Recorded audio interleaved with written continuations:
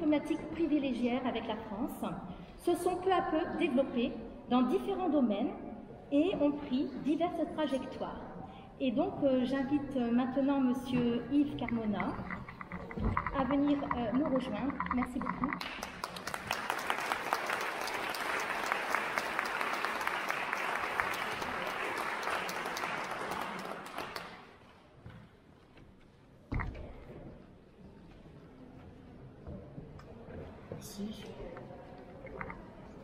Monsieur Yves Carmona, vous êtes ancien ambassadeur de France au Laos.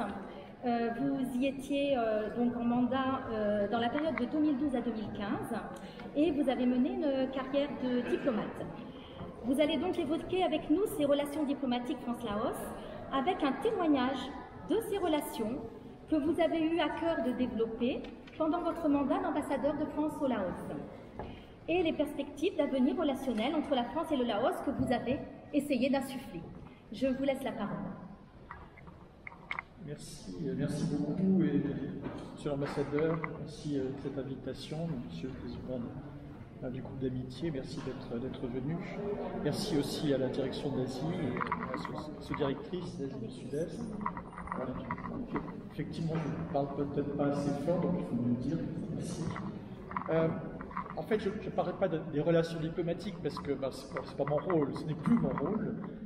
Ça a été, il y a 3 ambassadrices qui se sont succédées, donc après moi, et puis il y a la direction d'Asie dans ses rôles aussi. Donc je parlerai simplement de mon expérience. J'ai mon témoignage d'ambassadeur de France au Laos dans la période qui a été mentionnée, c'est-à-dire entre 2012 et 2015. Je commencerai par un préambule, simplement pour vous demander de l'indulgence, parce que mes souvenirs commencent à s'estomper.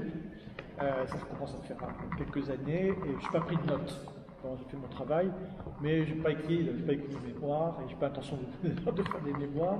En général, on s'ennuie. Donc, je vous parlerai de ce que j'ai vécu, tout simplement. D'autre part, je voudrais remercier tout particulièrement le conseiller économique de l'ambassade, M. Kahn, qui est quelque part par là, voilà.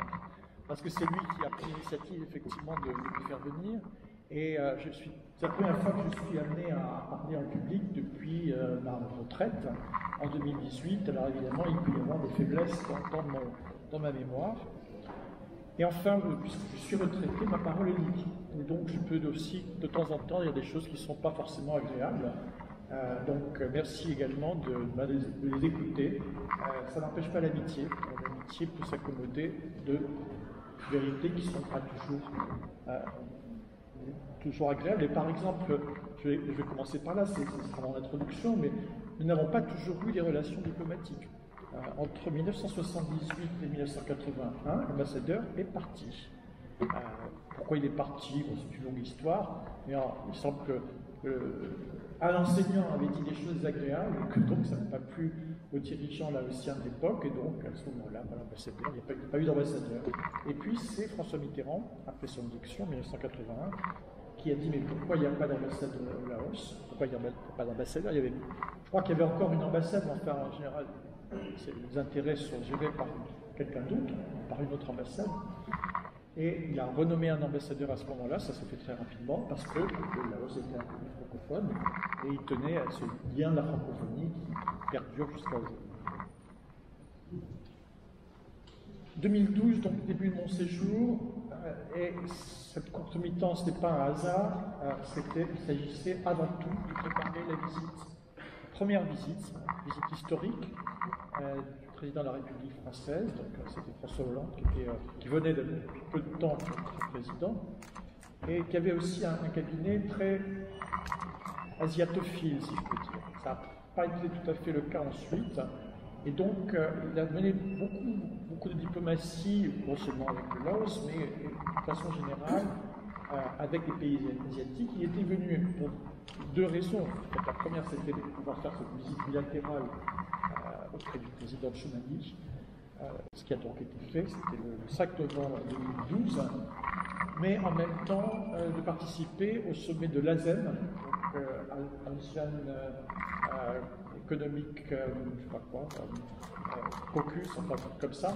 Peu importe ce que ça veut dire, ça permet aux chefs d'État, quand ils sont là, et justement, son prédécesseur n'était pas beaucoup venu au sommet de l'ASEM, lui, il a beaucoup tenu à y aller, parce que ça lui permettait, en une journée, il a passé une journée, de rencontrer, moi je l'ai vu, je la manche, mais j'étais là, il a eu 8 entretiens avec différents chefs d'État, chefs de gouvernement, et donc il a rentabilisé en quelque sorte un voyage qui était un voyage très court, parce que les présidents de la République française n'ont pas beaucoup de temps, bien entendu. Et donc, dans un week-end, il a visité le Liban, l'Arabie Saoudite et puis le Laos. Donc, normalement, il aurait dû rester 2 jours, il est resté 15 jours. Il a dit je reviendrai, il a pu revenir. En tout cas, c'était une visite qui était effectivement tout à fait éminente. Ça a été mentionné par M. Kempet, il y a eu une visite de retour l'année suivante. Donc, le président Tchoumani Saïsson est allé en France. Je n'ai pas pu y être, ce qui était prévu, il y a eu un accident d'avion très grave, avec beaucoup de Français qui en ont été victimes. Et donc Élysée m'a dit, non, ta présence doit rester à Laos, parce que c'est là qu'a eu l'accident. Donc je n'ai pas assisté à cette visite. Alors, je suis donc arrivé moi-même, et je vais parler un petit peu de mon rôle, parce que, encore une fois, les relations diplomatiques, d'abord, elles ont été fort bien décrites par ma directrice compétente, les 3 ambassadrices qui m'ont succédé et qui font leur travail. Et donc, c'est vraiment mon rôle de parler des relations diplomatiques. Je peux parler des relations diplomatiques à cette époque-là, elles ont changé depuis. Et je m'aperçois d'ailleurs que ça change vite, et tant mieux. Et ça a plutôt tendance à s'étendre. Alors, une fois que le président était parti, il n'y a plus de visite. Il n'y a plus de visite présidentielle, il n'y a jamais eu de visite du Premier ministre, il n'y a jamais eu d'autre ministre, sauf le ministre dont je tairai le nom, qui a dit beaucoup de bêtises et qui a sauté au premier événement. Et donc après, l'ambassadeur, il fait son boulot, quoi. Et son boulot, c'est au long du jour. Et c'est de ça que je vais parler, si on va aller vite. Le premier chapitre, c'est, je dirais qu'après cette visite, donc le présent, consiste d'abord à intégrer ce qui s'est passé, ce qui a eu lieu jusque-là. L'ambassadeur n'invente pas des relations qui n'existeraient pas. Bien entendu, les relations, le Laos existe depuis je ne sais combien de milliers d'années, et même si on se limite à la période récente, les relations entre la France et le Laos, qui ont été fort bien décrites par M. le conseiller juridique à l'instant, ils ont déjà certains passé au président.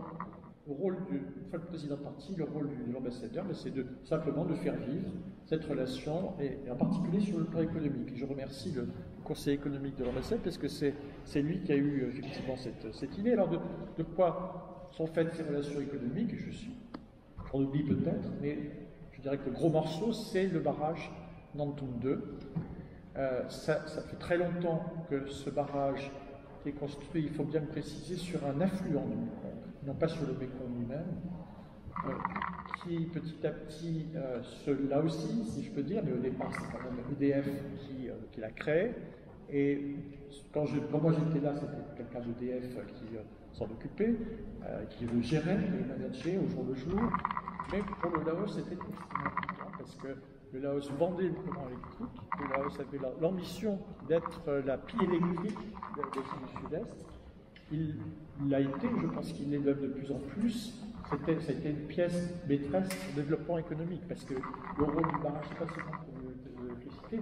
Quand je suis parti, on parlait même d'installer des batteries solaires sur le lac de barrage pour produire du courant. Bon, ça peut être été fait, je ne sais pas ce qui s'est passé depuis. En tout cas, ce barrage était très important. Il est exposé à de très violentes critiques aussi. critique des États-Unis, parce que les États-Unis avaient fait leur barrage et donc critiquaient volontiers les barrages des autres, et notamment celui-là. Je me souviens de discussions un peu aigre-douces avec mon collègue américain là-dessus, puisque évidemment des critiques écologiques et les ONG faisaient des critiques sur ce plan-là également, qui étaient peut-être fondées, mais enfin, on ne fait pas de se percer les yeux. Et ce barrage était absolument nécessaire pour le développement économique du Laos et il a continué à le faire. Autre création économique bien antérieure à mon arrivée et extrêmement importante, c'était la Banque franco-laos. Alors, cette banque avait été créée en 2010, donc pas très longtemps avant mon arrivée. Je suis arrivé moi-même en 2012. Elle s'est ensuite étendue d'ailleurs, le franco-lao, elle est devenue aussi franco-cambodgienne, mais elle continue d'être franco-lao. Elle était dirigée par un Français à l'époque, mais la plus grande partie des cadres de la banque, pas seulement des gens du guichet, mais des cadres, étaient des Laotiens, parce que c'était surtout les femmes qui tenaient ce rôle.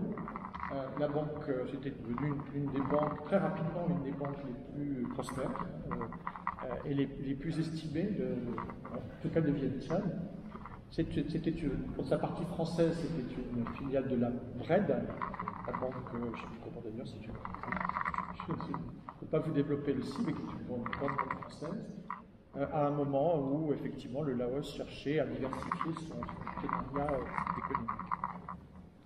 Autre institution importante, l'assurance. Alors, c'était en fait des Allemands d'Alliance qui avaient récupéré une assurance française dès 1990.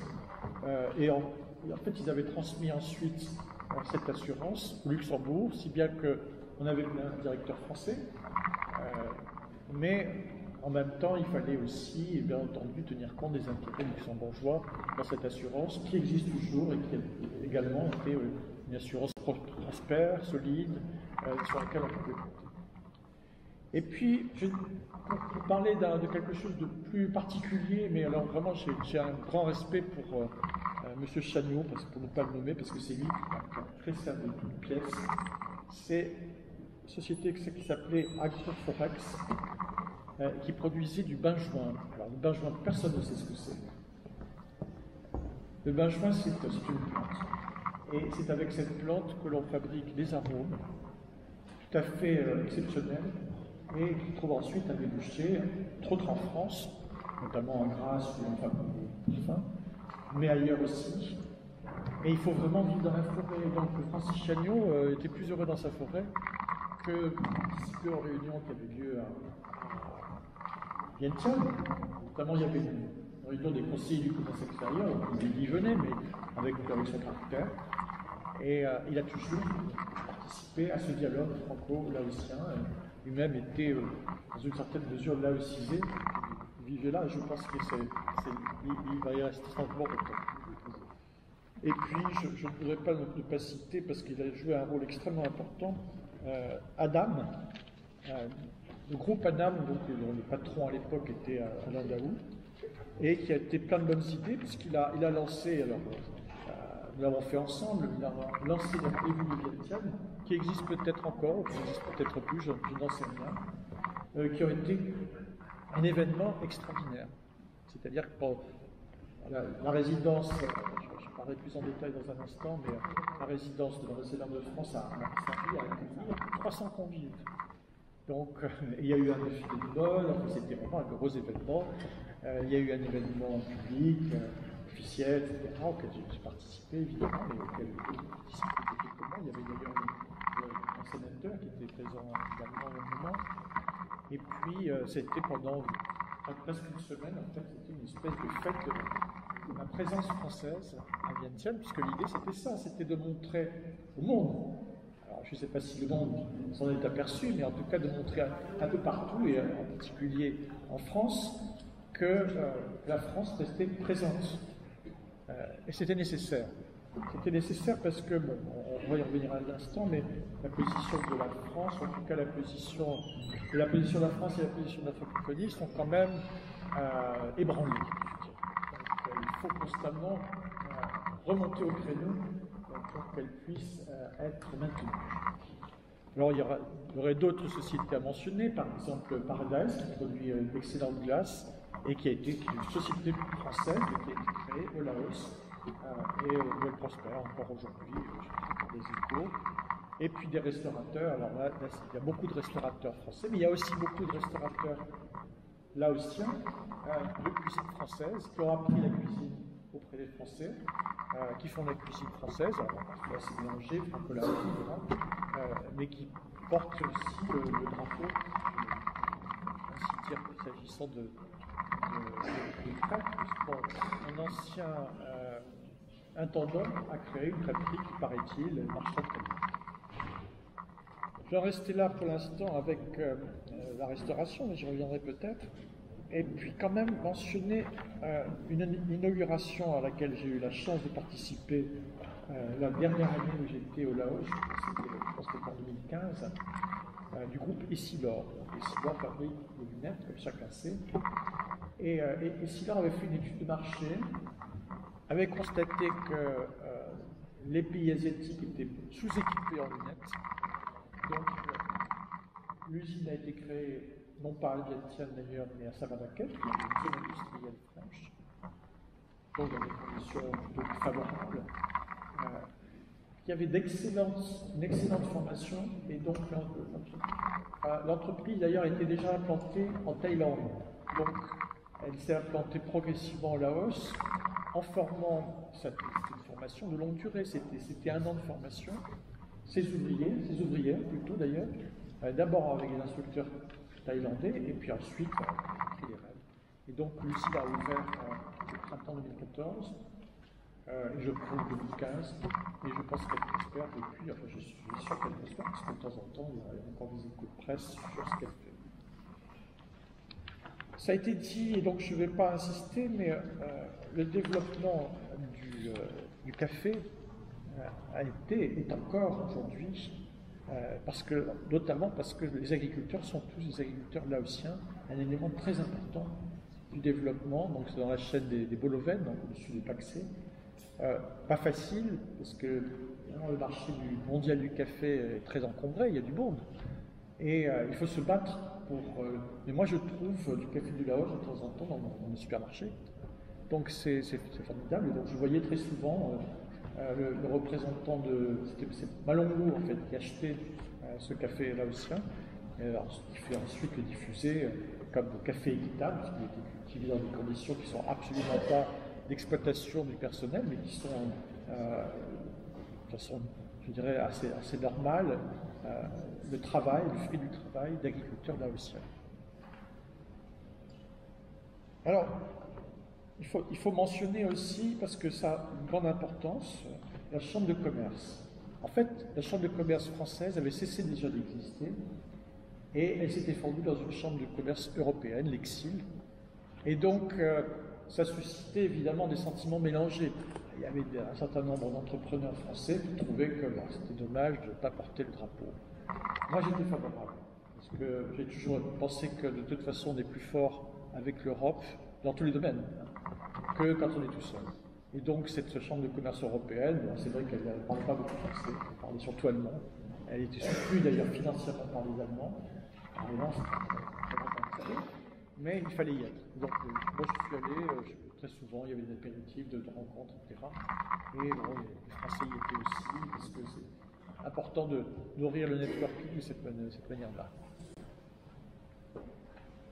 Voilà pour l'économie. J'en parlerai pas davantage, je suis désolé, mais il y a sûrement d'autres choses, mais en tout cas, à mon époque, c'était ça. Alors, c'était des relations franco-laotiennes, c'était aussi des relations très anciennes. D'ailleurs, je crois qu'a été mentionné le fait que Yves Dauge avait été depuis très longtemps comme maire de Chinon. Bon, il n'était plus le maire de Chinon, mais enfin, il venait très souvent au Laos. Il s'occupait surtout de Luang Prabang, avec le soutien de l'AFD, qui parfois d'ailleurs se trouvait que son rôle était un peu excessif. Toujours est-il que ça faisait partie, tout le monde le connaissait. Et je me souviens d'avoir été avec lui, voir le vice-premier ministre, M. Somsavat Langsava, dont je ne sais pas ce qu'il est devenu depuis, puisqu'il a pris sa retraite. Et grâce à Yves Dauge, bien souvent, j'avais accès à des gens d'un très haut niveau auxquels je n'aurais pas eu accès si ça n'avait pas été le cas. Ça a été le cas avec d'autres entrepreneurs, mais particulièrement avec lui. Et ces relations à un très haut niveau m'ont été utiles et j'y reviendrai par la suite. J'ai encore un peu de temps. Je n'ai plus que 3 minutes. Alors, bon, dans les relations anciennes, il y a celle-là. Il y a celle de la communauté française. Communauté française, ça a été dit, mais j'y reviens quand même un instant, parce que, bien sûr, il y avait une petite communauté française, mais il y avait surtout une communauté française, il y avait une petite communauté française avec de la terre de France aux bottes, si je peux dire, mais il y avait surtout une communauté française d'origine là-haut, qui avait la nationalité française, mais qui était là.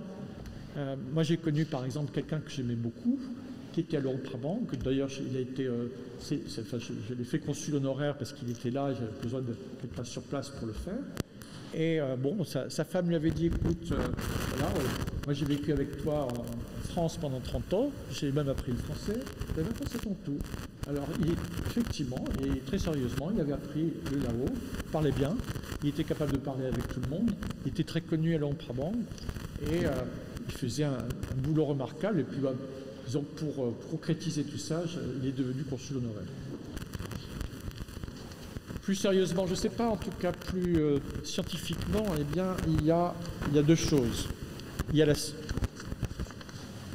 y a l'ethnologie, et vraiment, je déplore que ni Yves Godineau, ni sa compagne Vanina Moutet, qui ont tous les deux énormément contribué à ma mission, et même au succès de ma mission, je dois dire, l'un et l'autre.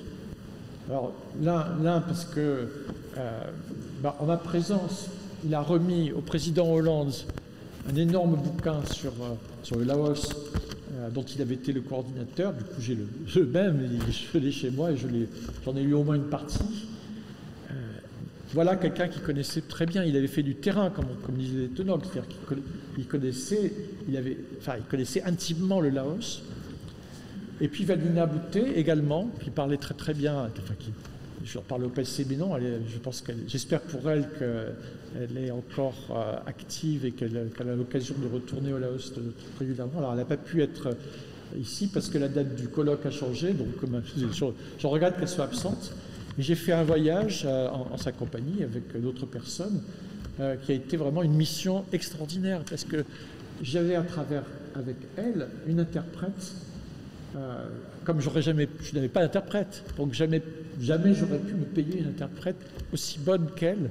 Et donc, elle a permis que j'ai des relations très fluides avec les préfets, etc. Nous sommes allés ensemble à Ponxali. Alors, ça faisait beaucoup de tout le monde sait où est Ponxali. Donc, c'est presque plus facile d'aller de Vientiane à Ponxali que de traverser Paris, parce que c'est un jour de grève du métro ou un jour d'embouteillage. C'est ce qui m'est arrivé cet après-midi. Ça a joué un rôle très important. Autre chose, c'est le travail qui a été fait pour réhabiliter la porte du Vatpou. Donc j'ai eu beaucoup de chance parce que j'ai eu l'occasion d'inaugurer cette porte qui avait été restaurée par les spécialistes français de la rénovation du patrimoine.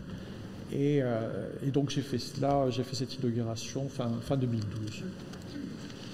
Enfin, je vais peut-être aller vite là-dessus, mais la résidence de France, qui était une très belle résidence, et j'ai eu beaucoup de chance de pouvoir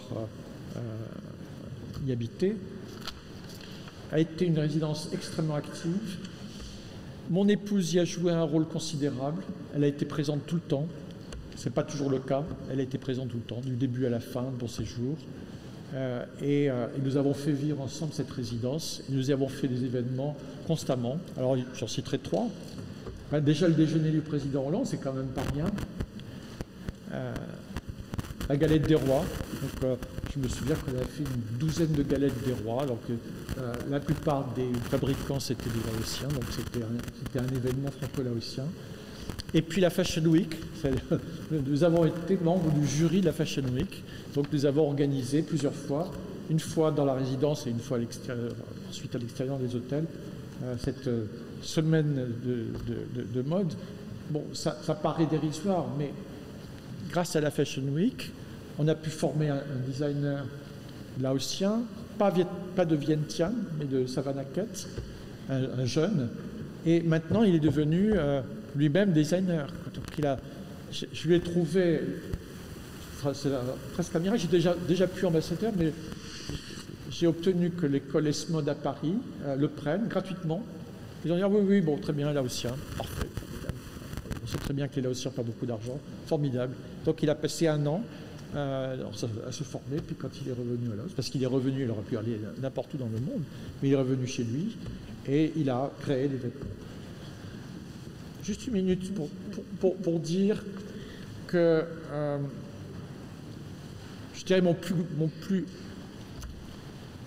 ce dont je suis le plus fier, parce que bon, les ambassadeurs sont toujours fiers de tout ce qui se passe, etc. Moi, il y a des choses dont je ne suis pas fier. Mais il y a une chose dont j'ai été fier, c'est de trouver un terrain qui permette l'extension du lycée Josué Auffet. Ça a été extrêmement difficile. Je relie cela à ce que j'ai dit précédemment. C'est parce que j'ai rencontré les plus hautes autorités de l'État que cela a été possible. J'ai rencontré, donc je l'ai déjà dit, Somsavat Somsavat. J'ai également eu la chance de rencontrer M. le Président de la République maintenant, mais à l'époque, il était seulement ministre des Affaires étrangères. Et l'un comme l'autre, grâce à des amis d'origine laotienne, bien que les événements historiques les aient amenés à autre chose que traverser. Bon, ils sont partis, mais l'amour du pays les a fait revenir. J'en dirai pas plus parce que bon, ces gens-là sont vivants et il s'est passé un tas de choses qui restent secrètes. Mais c'est grâce à l'aide, c'est grâce à l'entremise de ces personnes que j'ai pu obtenir un terrain. Alors, je ne dis pas du tout que mes prédécesseurs ne l'auraient pas fait, s'étaient intéressés, mais j'ai eu cette chance de pouvoir le faire. Et je dois dire que si j'ai réussi mieux que d'autres à le faire, c'est parce qu'effectivement, j'ai eu la possibilité d'établir avec la communauté laotienne une relation d'amitié, de confiance. Et voilà, quelque chose dont je suis fier. Juste un mot pour dire quand même que j'ai assisté à la disparition de Sombath Somphone. C'est l'histoire. C'est pour moi un grand échec. Pour moi, ça a été pour la communauté diplomatique un grand échec, dont je ne me consolerai jamais. Il a disparu, on ne sait pas ce qu'il est devenu. Bon, voilà. C'est arrivé il y a 11 ans. Je venais moi-même d'arriver. J'ai assisté à cela. Je n'ai pas assisté à la disparition, mais enfin, c'est quasiment, ça a semé le trouble dans la communauté diplomatique et pas seulement. Et il faut parler de l'avenir.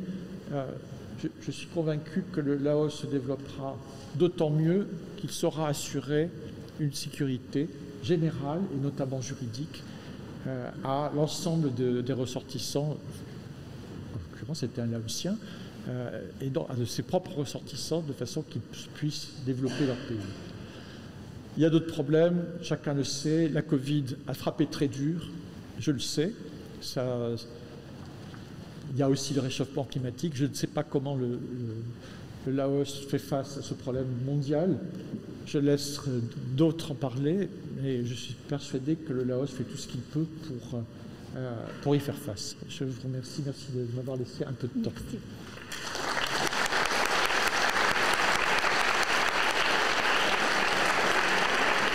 Merci beaucoup. Alors, nous pouvons prendre le temps d'une ou deux questions. Est-ce que parmi vous, quelqu'un aurait une question suite à cette intervention et ce témoignage de cette présence pendant 3 années? Alors, je vous demanderai de parler fort parce que je suis un peu dur d'oreille.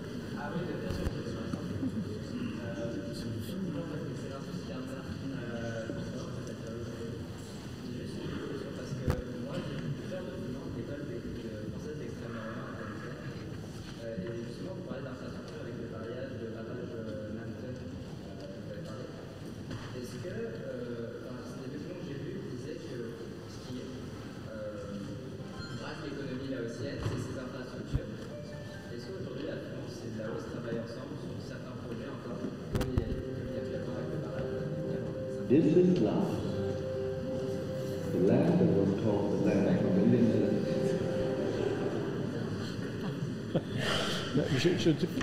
Je ne sais pas ce qu'il en est aujourd'hui.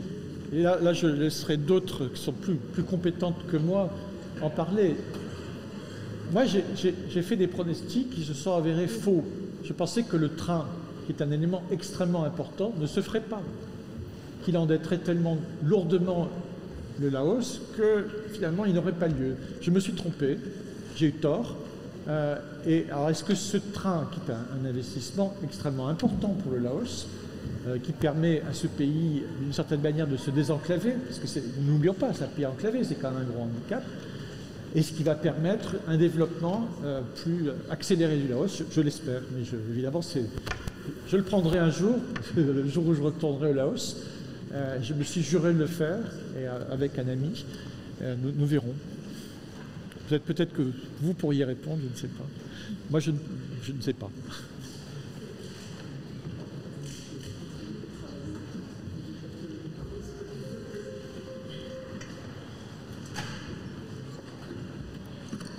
Alors, une dernière question avant de passer à la suite, éventuellement.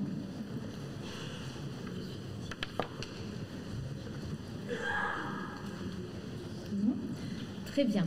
Alors, un très grand merci, Monsieur Yves Carmona, pour ce témoignage.